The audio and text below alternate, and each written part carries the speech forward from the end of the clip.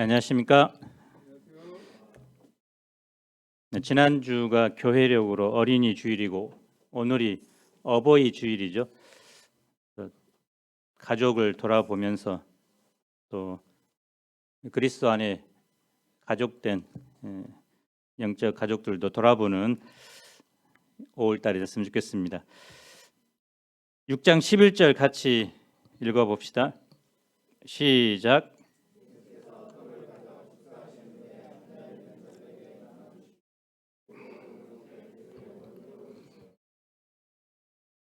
평범한 음식 또 평범한 삶에 대해 실증을 느끼고 있는 현대인들에게 가장 인기 있는 프로가 먹방 또 극한 체험들입니다.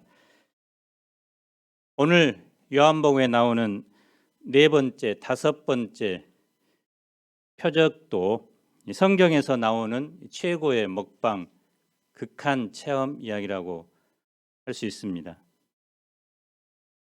제자들은 생각지 못한 먹방과 극한 체험을 하게 되는데 예수님은 그것을 통해 자신이 누구인가 깨닫기를 원하셨습니다. 이 표적 가운데 나타난 예수님은 어떤 분이실까요? 제1부 빈들의 잔치 1절을 보십시오. 예수님께서 제자들과 함께 디베랴의 갈릴리 바다 건너편으로 가십니다. 갈릴리 바다 북동쪽 해안으로 베드로와 안드레 빌립의 고향인 벳세다 지방입니다.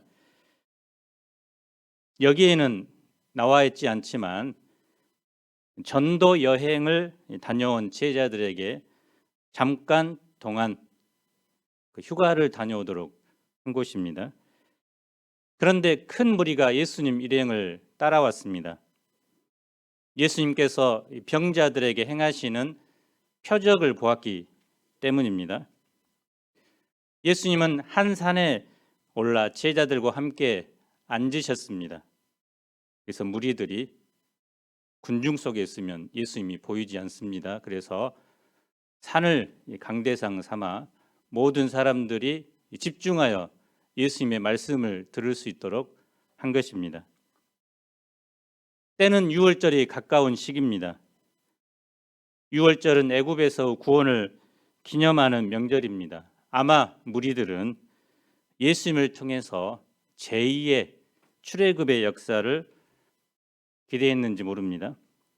5절을 보십시오. 예수님은 눈을 들어 큰 무리가 자기에게로 오는 것을 보셨습니다. 그리고 빌립에게 말씀하십니다. 우리가 어디서 떡을 사서 이 사람들을 먹이겠느냐? 이 상황의 핵심이 무엇일까요? 도움을 필요로 하는 사람이 한두 명이 아니라 큰 무리일 때 제자들은 어떻게 할 것인가입니다. 보통 이 자신의 능력 밖에 어떤 일이 주어졌을 때 그것을 어떻게 할 것인가에 대한 것입니다. 제자들은 바로 직전 둘씩 짝을 지어서 전도 여행을 다녀왔습니다. 전도 여행을 통해서 사람들이 복음을 영접하고 변화되는 역사도 경험했습니다. 전도 여행도 사실 쉽지 않잖아요. 하지만 마음만 먹으면 둘씩 짝을 지어서 복음을 전할 수 있습니다. 그런데 지금 제자들 앞에 놓인 상황은 마음 먹기에 따라 달린 것이 아닙니다. 불가능한 상황이라고 할 수 있습니다. 오늘날처럼 대량으로 빵을 찍어내는 공장이 있는 것도 아닙니다. 집에서 조금씩 그날 먹는 빵을 만들어내는 것이 당시 문화입니다. 예수님께서 특별히 빌립에게 이런 질문을 하신 것은 어찌 보면 자연스럽기도 합니다. 빌립이 그곳 출신이기 때문에 지리를 잘 압니다. 그런데 예수님께서 빌립에게 질문하는 것은 단지 그런 의미만이 아닙니다.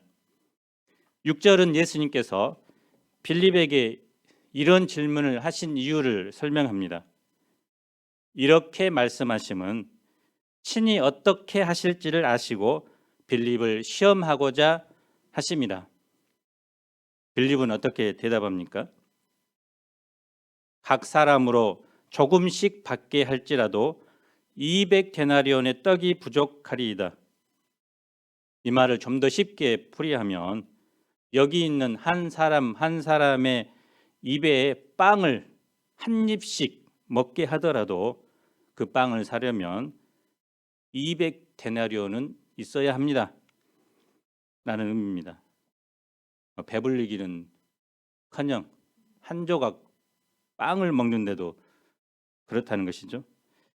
한 데나리온은 일반 노동자가 받는 하루 품삯입니다. 200데나리온은 8개월을 일해야 벌 수 있는 돈입니다. 모인 사람이 남자만 5,000명이었다면 여자와 아이들까지 포함하면 2만 명 정도는 되었을 것입니다. 당시 이 인구는 예루살렘의 인구가 2, 3만 명 정도 되었으니까 예루살렘 인구의 수를 먹이는 것입니다. 인적이 드문 빈 들에서 이렇게 많은 빵을 구하는 것은 불가능한 일이죠. 빌립의 대답이 이해됩니다. 그런데 빌립에게 그냥 지나칠 수 없는 문제가 있었습니다. 그것은 그가 누구라는 겁니까? 예수님의 제자라는 것입니다. 일반 사람이 아니라는 것이죠. 그는 예수님의 제자로 부름을 받았습니다. 그동안 예수님을 따라다니면서 여러 가지 기적을 보았습니다. 그런데 빌립은 예수님의 제자임에도 불구하고 그의 대답 속에는 예수님께 대한 믿음, 예수님께 대한 기대가 전혀 나타나지 않았습니다. 시험을 풀 때 무엇이 중요합니까? 출제자의 의도가 중요합니다. 그래서 문제를 정확히 읽어야 답을 풀 수 있습니다. 문제 앞부분만 읽다가 자주 답을 틀린 경우가 많죠. 빌립은 계산은 참 잘하는데 예수님이라는 결정적인 변수를 빼고 계산하는 바람에 오답을 내고 맙니다. 이때 누가 등장합니까? 빌립이 불가능하다고 말할 때 시몬 베드로의 형제 안드레는 열심히 음식을 찾고 있습니다. 예수님은 안드레에게 질문하지 않았습니다. 가만히 있는 것이 중간이라도 가는데, 그런데 그가 누구를 데리고 옵니까? 파리바게뜨 사장님을 모시고 오나요? 호울릭의 아이를 데리고 옵니다. 구절을 우리 함께 읽어봅시다. 시작.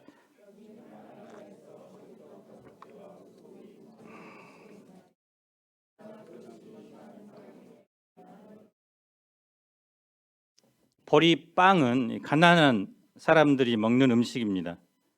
물고기 역시 멸치같이 작은 것입니다. 수많은 사람들에 비해 가지고 온 것은 너무나 작습니다. 그래서 안드레도 그러나 그것이 이 많은 사람에게 얼마나 되겠습니까? 라며 개먼쩍어 합니다. 빌립보다는 낫지만 안드레도 자신이 가져온 것에 대한 확신이 없습니다. 그럼에도 불구하고 안드레가 오병이어를 가져온 이유가 무엇일까요? 빌립은 예수님의 질문에서 어디서 떡을 사서라는 말에만 집중했는데 안드레는 우리가 이 사람들을 먹이겠느냐라는 말에 집중합니다.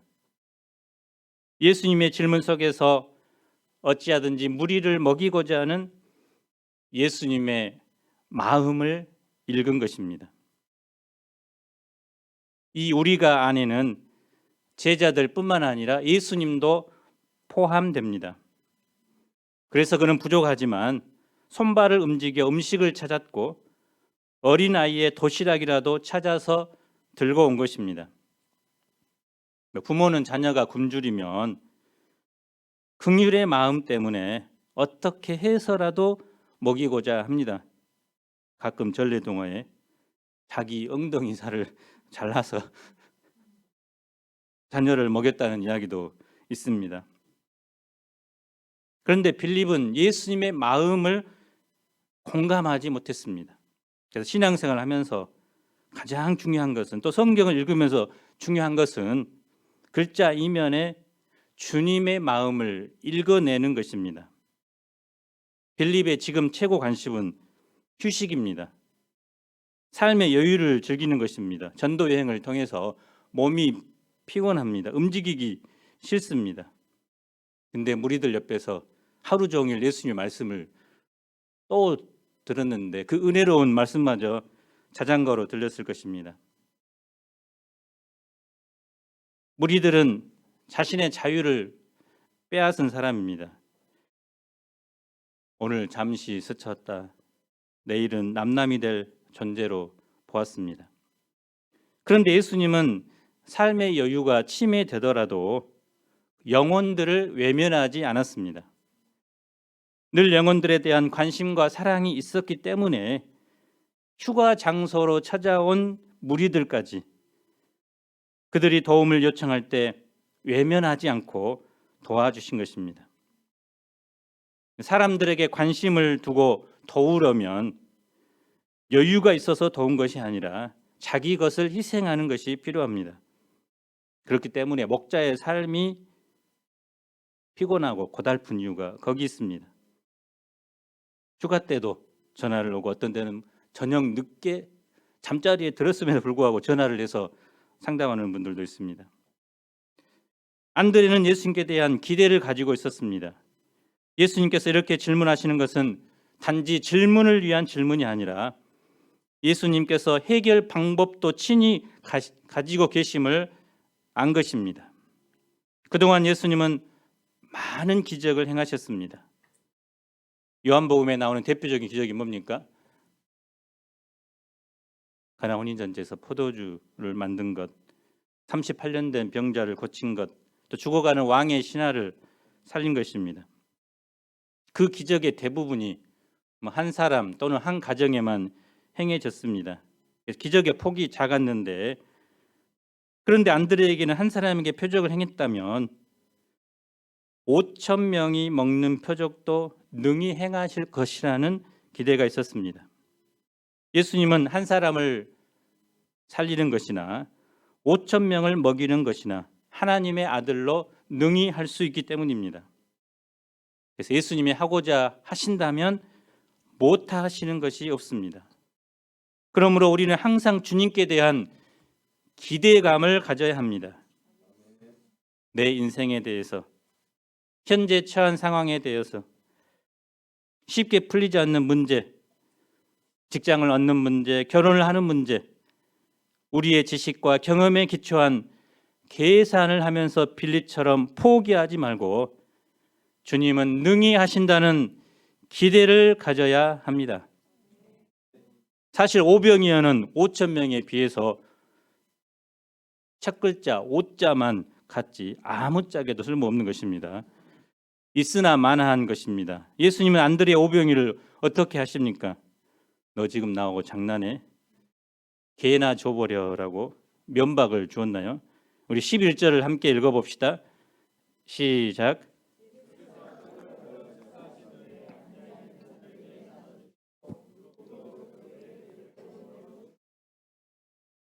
예수님은 안드레가 가져온 떡을 가지고 하나님께 감사하셨습니다.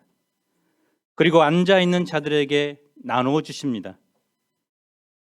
그러자 예수님의 손에서 끊임없이 먹을 것이 나오기 시작합니다. 예수님은 뒷사람까지 먹으려면 부족할 수 있으니 적당히 먹으라고 하지 않습니다. 사람들이 원하는 만큼 풍성하게 먹도록 하십니다. 물고기도 그렇게 축사하시고 나누어 주셨습니다. 나누어 주시되 그들의 원대로 나누어 주십니다. 온대로 나누어 주셨다는 것은 바로 무한 리필해 주셨다는 뜻입니다. 예수님은 제자들에게 남은 조각을 거두고 버리는 것이 없도록 합니다. 거두어 보니 남은 조각이 12바구니에 찼습니다. 하나님은 과거의 광야에서 하늘에서 만나를 빛처럼 40년간 내리셔서 200만 명을 먹여 주셨습니다. 또 수많은 메추려기 떼를 보내셔 한 달간 코에서 냄새가 나기까지 고기를 먹도록 하셨습니다. 그런데 예수님께서 지금 아무것도 없는 이 벳세다 빈들에서 5천 명의 무리를 풍성하게 원대로 먹여 주십니다. 빈들에서 5천 명을 먹이신 이 예수님은 어떤 분이십니까? 바로 이 예수님이 태초에 무에서 유를 창조하신 창조주이십니다. 아무것도 없는 가운데서 세상을 충만하고 아름답고 풍성하게 채우시는 분이십니다. 이 예수님에 대해서 에베소서 3장 20절은 우리 가운데서 역사하시는 능력대로 우리가 구하거나 생각하는 모든 것에 더 넘치도록 능히 하시리라고 소개합니다. 예수님으로 인해서 아무것도 없던 빈들에는 먹을 것이 넘쳐나게 되고 더불어 사람들의 기뻐하는 소리로 충만하게 됩니다. 풍성한 빈들의 축제가 벌어진 것입니다. 이 오병이어 기적과 유사한 기적이 또 있을까요? 구약에 보면 열왕기하 4장 42절로 44절을 보면 이런 내용이 있습니다. 한 사람이 바알 살리에서부터 와서 처음 만든 떡 곧 보리떡 20개와 또 자루에 담은 채소를 하나님의 사람에게 드린지라. 그가 이르되 무리에게 주어 먹게 하라. 그 사환이 이르되 내가 어찌 이것을 100명에게 주겠나이까 하나 엘리사는 또 이르되 무리에게 주어 먹게 하라. 여호와의 말씀이 그들이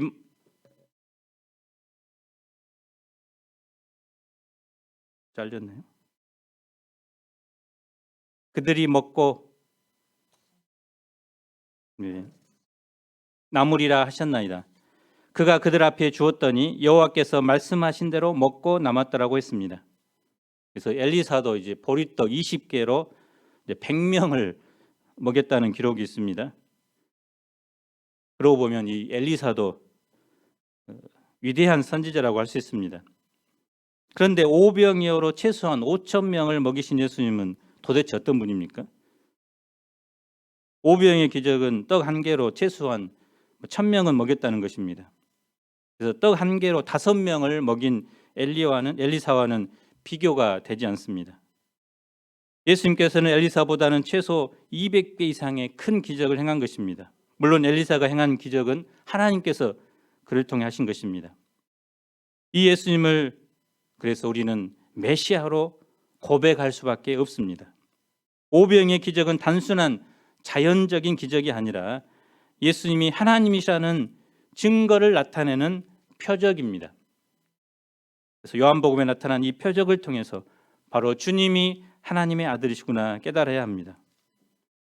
떡과 물고기를 먹은 무리는 예수님을 보고 이는 참으로 세상에 오실 그 선지자라고 고백합니다. 그 선지자는 모세가 장차 올 것이라고 예언했던 선지자입니다. 신명기 18장 15절에 보면 내 하나님 여호와께서 너의 내 형제 중에서 나와 같은 선지자 하나를 너를 위하여 일으키시리니 너희는 그를 들을지니라. 그래서 무리는 이 기적을 보면서 모세가 예언한 그 선지자가 드디어 오셨구나라고 열광합니다. 분위기가 점점 고조되더니 이제 자신들의 경제 문제, 정치 문제를 해결해 줄 분이 바로 예수님이구나. 그리고 예수님을 억지로 잡아서 왕으로 삼고자 합니다. 이때 예수님이 어떻게 하셨죠? 15절에 보면 다시 혼자 산으로 떠나가시니라라고 기록되어 있습니다. 다시 혼자 산으로, 이 본문을 보면 주님의 고독이 표현되어 있습니다. 사람들은 떡은 먹었지만 주님이 누구신지 알지 못했습니다. 예수님은 사람들로부터 인기 또 영광 이것이 올라갈 때 그것을 취할 수 있으셨습니다. 그러나 예수님은 하나님의 뜻, 하나님의 일을 완성하기 위해 다시 쉬운 길을 가지 않고 십자가의 길을 갑니다. 산에 올라가서 그 시대를 위해 기도합니다. 우리 사명인의 삶도 이 한마디에 표현할 수 있습니다. 다시 혼자 산으로. 불타는 금요일, 친구들이 시내 유흥업소로 달려갈 때 우리는 다시 혼자 교회로 학생들은 옵니다. 모든 사람들이 세상의 영광과 부를 추구할 때 우리는 다시 혼자 말씀으로 돌아갑니다. 하나님 앞에 살고자 몸부림치는 투쟁을 합니다. 그래서 사명인의 삶은 고독합니다. 외롭습니다. 2만 명은 배부르다고 배 두들고 있을 때 주님은 혼자 기도의 자리로 나아갔습니다. 이 상에서 무엇을 배울 수 있습니까? 예수님은 안드레의 오병이를 받으셨습니다. 예수님은 주위에 있는 돌들을 떡덩이로 만들지 않았습니다. 떡을 떡으로, 물고기를 물고기로 만드셨습니다. 예수님은 기적을 통해 문제를 풀어주시되 바로 우리가 헌신한 것, 우리가 갖고 있는 것, 그것을 사용하여 역사하신다는 것입니다. 오병이어는 작은 것이지만 예수님이 기적을 베푸는 꼬투리가 되었습니다. 오병이어가 아무것도 아닌 것 같지만 예수님의 손에 들어가면 기적이 일어나고 새 역사가 창조됩니다. 오병이어를 혼자 먹으면 어린아이의 하루 양식밖에 되지 못하지만 그러나 그것을 혼자 먹지 않고 주님께 드리면 5천 명이나 되는 많은 사람들이 원 없이 먹는 축제의 현장으로 바뀌게 됩니다. 그래서 하나님의 역사는 반드시 5+2는 7이 아니라 5+2는 5천이 될 수도 있다는 것을 알아야 합니다. 예전에 주일학교 복음성가 중에 삼갈의 막대기란 찬양이 있습니다. 그 내용에 보면 삼갈의 막대기 다윗의 물매 도르가의 바늘 라합의 밧줄 삼손 나귀뼈 턱뼈 소년 도시락 하찮은 것 바쳤지만 하나님이 쓰셨죠라는 가사인데요. 삼갈의 이 소모는 막대기가 주님께 드려졌을 때 블레셋을 물리치는 강력한 무기가 됩니다. 다윗의 물매돌이 하나님께 드려졌을 때 골리앗에게서 이스라엘을 구원하는 도구가 됩니다. 라합의 밧줄도 마찬가지입니다. 아무리 작은 것이어도 그것이 주님께 드려지면 놀라운 역사가 일어난다는 것입니다. 우리가 잘 아는 디즈니랜드라는 세계 최고의 테마 동산을 만든 월트 디즈니도 본래 그 날마다 생존을 위해서 자기가 그린 그 만화나 사파를 신문사를 들고 다니면서 신문사를 찾아다니는 가난한 미술가 출신입니다. 하루하루 먹고 사는 것조차 너무 힘들었습니다. 마땅히 거주할 곳도 없었습니다. 어느 교회 목사님이 빌려준 허름한 교회 차고에서 생활을 했습니다. 그곳은 워낙 낡은 차고라 여기저기 구멍도 뚫려 있고 날마다 생쥐들이 제 집 드나들듯이 했습니다. 그러나 그는 날마다 보는 그 생쥐들을 혐오스러워하지 않고 거기서 영감을 얻어서 미키 마우스라는 이 캐릭터를 만듭니다. 그런데 그것이 어떻게 됩니까? 대박을 터뜨리죠. 그래서 전설적인 만화 영화 제작자로 유명해지게 되었고 디즈니랜드도 건설하게 됩니다. 그래서 디즈니랜드라는 이 신화는 바로 그가 머물렀던 허름한 차고 또 그리고 오병이어 같은 작은 생쥐 한 마리를 그리는 그 작은 일에서 시작된 것입니다. 본문에 나오는 오병이어의 기적도 마찬가지입니다. 바로 광야 같은 이곳 또 많은 제자 중 한 사람 안드레 그리고 보잘것없는 한 아이 그리고 그가 가진 오병이어에 있습니다.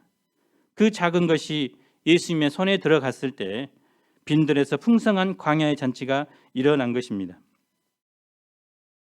지난주 BBF 교사를 모집한다는 광고가 나갔습니다. 그때 세 아들의 어머니 양모 목자님이 섬기겠다고 광고가 나가자마자 장원을 했습니다. 푸른 맨션에서 보면 한 아이는 업고 한 아이는 손잡고 다른 아이는 앞서가고 걸어갑니다.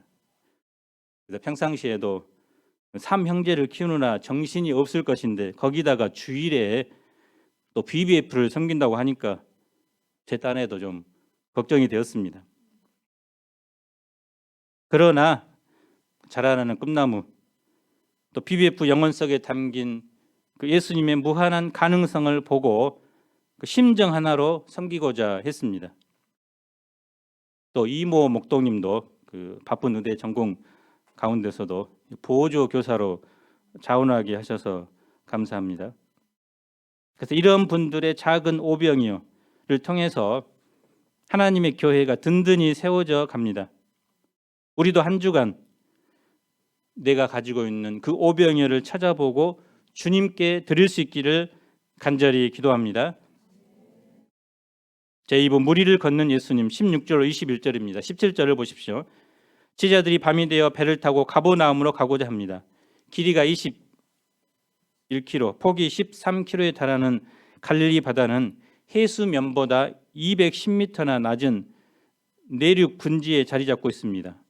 그래서 오후마다 동서 계곡을 따라서 서쪽에서 유입되는 지중해의 시원한 공기, 또 분지에서 뜨거운 이 광야의 공기가 충돌하면서 자주 강한 바람이 붑니다.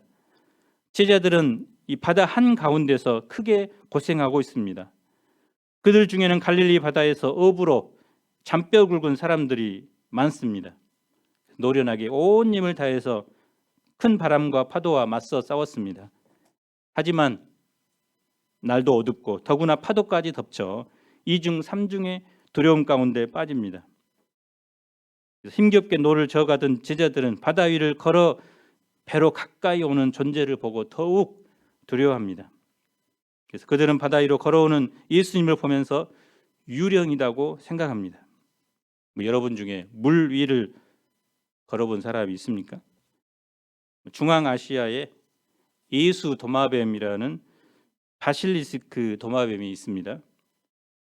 1초에 20번 정도 발걸음을 내딛는데 뒷발로 수면을 내리치면 물 표면이 반사적으로 위로 작용하는 힘, 즉 표면 장력을 만들어냅니다.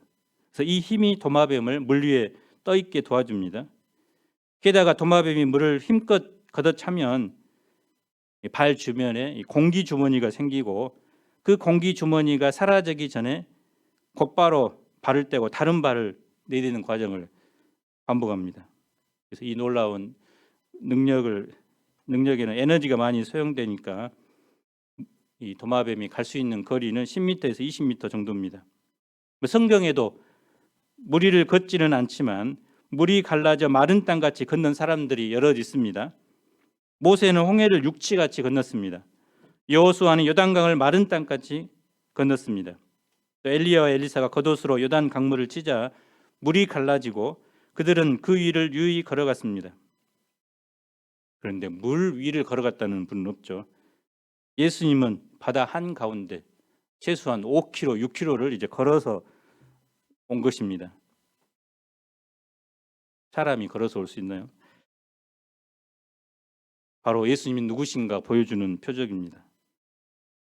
전능하신 하나님이라는 표적입니다. 그 예수님께서 제자들에게 말씀하십니다. 20절을 함께 읽어봅시다. 시작. 내니 두려워하지 말라. 자녀가 홀로 집에서 무서워 떨고 있을 때 아빠가 와서 나야 아빠다라고 하는 것과 같습니다. 예수님은 두려워하는 제자들을 안심시켜 주십니다. 지금 이 상황에서 제자들에게 위로와 용기가 되는 것이 무엇일까요? 그것은 나다 하시는 예수님의 자애로운 음성입니다. 고난과 환난의 그 바다 한가운데서 우리에게 진정으로 위로가 되는 것은 내가 항상 너희와 함께 하고 있다라는 주님의 음성입니다. 주님의 음성이 들릴 때부터 모든 두려움이 사라지고 평강이 찾아듭니다. 이 바다 위의 사건은 시편 107편 25절로 30절에 기록된 감사의 내용과 같습니다. 여호와께서 명령하신즉 광풍이 일어나 바다 물결을 일으키는도다. 그들이 하늘로 솟구쳤다가 깊은 곳으로 내려가나니 그 위험 때문에 그들의 영혼이 녹는도다. 그들이 이리저리 구르며 취한 자같이 비틀거리니 그들의 모든 지각이 혼돈 속에 빠지는도다. 이에 그들이 그들의 고통 때문에 여호와께 부르짖으매 그가 그들의 고통에서 그들을 인도하여 내시고 광풍을 고요하게 하사 물결도 잔잔하게 하시는도다. 그들이 평온함으로 말미암아 기뻐하는 중에 여호와께서 그들이 바라는 항구로 인도하시는도다. 이처럼 우리 인생의 미래는 불확실성으로 가득 찹니다. 언제 갑자기 거친 풍랑이 일어 자초될 것 같은 위기에 처할지 모릅니다. 나에게는 안 일어날 것 같고 우리 가족만은 피해 갈 것 같은데 예상과 달리 거친 풍랑으로 인해 인생의 배가 자초될 것 같은 위기가 찾아옵니다. 그런데 이런 가운데 꼭 기억해야 할 말씀이 무엇입니까? 바로 오늘 말씀입니다. 내니 두려워하지 말라. 주의 자녀들은 결코 풍랑 속에 빠져 죽지 않습니다. 주님께서 찾아오사 붙들어 주시고 원래 가려던 소원의 항구로 무사히 인도해 주십니다. 우리도 고통과 고난과 또 어려움에 직면해 계신 분들, 나다 두려워하지 말라 하시는 주님의 음성을 들으시고 내가 원하는 소원의 항구로, 내가 바라는 항구로 인도하시는 이 주님을 확신합시다. 오늘 말씀을 통해 볼 때 많은 무리를 먹일 수 없는 불가능한 상황, 내 힘으로는 어찌할 수 없는 그런 상황, 또 바다 한가운데서 죽을 것 같은 그 고통을 맞이하는 고난의 현장에서 주님은 우리와 함께 하신다는 이 변함없는 사실을 믿어야 합니다. 우리를 풍성하게 먹이실 뿐만 아니라 바다를 건너 목적지까지 안전하게 도착하게 하시는 주님을 바라봐야 합니다. 이 예수님을 의지하고 사는 것이 바로 행복한 인생입니다. 우리 모두 넘치게 채우시고 먹이는 예수님, 광풍으로 요동치는 인생의 항해 가운데서 안전하게 목적지로 인도하는 이 예수님만을 바라보며 의지하며 살아갈 수 있기를 간절히 기도합니다. 요한복음 6장 11절을 같이 읽어봅시다. 시작.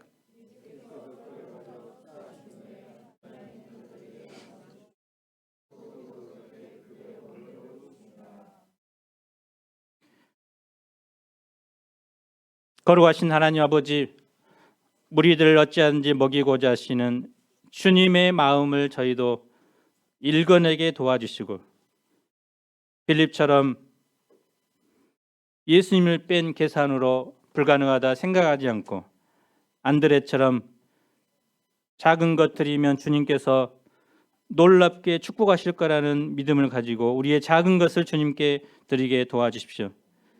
주님이 축사하시고 축복하실 때 많은 사람들이 원대로 먹고 행복했던 것처럼 우리도 우리가 드린 작은 오병이를 통해 나뿐만 아니라 다른 사람들도 먹고 또 행복한 삶이 되도록 도와주시기를 기도합니다. 특별히 인생의 고난과 또 광풍의 한순간 한가운데서도 우리를 버리지 아니하시고 우리와 늘 함께 하시고 우리를 바라는 항구까지 안전하게 인도하시는 이 예수님을 온전히 의지하고 살아가게 도와주십시오. 예수님 이름으로 기도합니다. 아멘.